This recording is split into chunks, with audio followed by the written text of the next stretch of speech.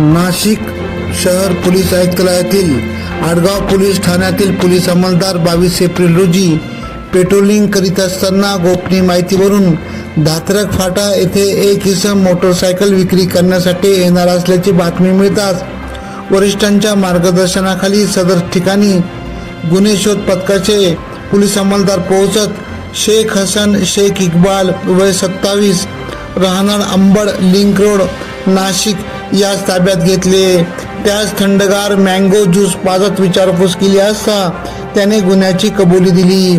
आडगाव सातपूर नाशिक शहर नाशिक ग्रामीणमध्ये मोटरसायकल चोरल्या असल्याची त्यांनी कबुली दिली। त्याच्या ताब्यातून 9 मोटरसायकली हस्तगत करण्यात आल्या असून आडगाव सातपूर पोलीस ठाण्यातील दाखल असलेले मोटरसायकलीचे गुन्हे उघडकीस आणले। सदरची कामगिरी वरिष्ठ पोलीस निरीक्षक उमेश पाटील यांच्या मार्गदर्शनाखाली सहाय्यक पोलीस निरीक्षक निखिल बोंडे, गुन्हे शोध पथकाचे विलास पंचमुख, मनोज परदेशी, निलेश काटकर, दादासाहेब वाघ, इम्रान शेख, श्री देसाई, श्री आहिरे, वैशाली बच्चाव, दीपाली शार्दूल, अक्षय गोसावी, दीपक भुजबळ, रवींद्र लिलके, नंदू साळुंके, सुमित शिंदे, शक्ती पेंढारकर, मनोज मोरे, कुंदन भाबड, अमित पवार आदींनी केली। आडगाव पोलीस स्टेशनची एक TVS कंपनीची ज्युपिटर गाडी चोरीला गेली होती। आम्हाला गोपनीय बातमीदाराकडून आमच्या तपास पथकाचे जे अंमलदार आहेत हेड कॉन्स्टेबल परदेशी, गोसावी त्यांच्या टीमला अशी माहिती मिळाली की एक जण ती चोरीची गाडी विकायला येणार आहे। त्या माहितीवरून यांनी एका आरोपीला अटक केलेला आहे। आरोपीचं नाव शेख हसन शेख इक्बाल आहे। तो मूळ राहणारा मालेगाव इस्लामपूर मालेगावचा आहे, जो सध्या आपल्या इथे अंबड लिंक रोडवर लकी मोटर गॅरेज येथे फिटर म्हणून काम करतो। त्याच्याकडून आपण एक गाडी रिकवर केली आणि जेव्हा आपण तपास पुढे सुरू केला तर आपल्याला या गाडी व्यतिरिक्त आणखी 8 गाड्या मिळून आलेल्या आहेत।